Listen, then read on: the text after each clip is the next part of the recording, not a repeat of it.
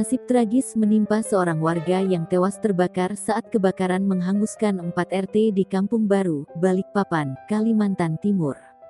Masyarakat Balikpapan dikagetkan dengan api yang membumbung tinggi dari arah Kampung Baru, Balikpapan, Kaltim. Peristiwa kebakaran di Kampung Baru itu terjadi sekira pukul 23.20 WITA, Sabtu, tanggal 5 Juni tahun 2021.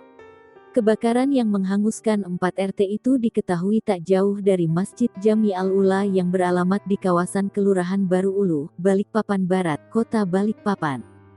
Pemadam kebakaran sempat kesulitan mencapai titik api, lantaran kebakaran terjadi di kawasan padat dan sempit.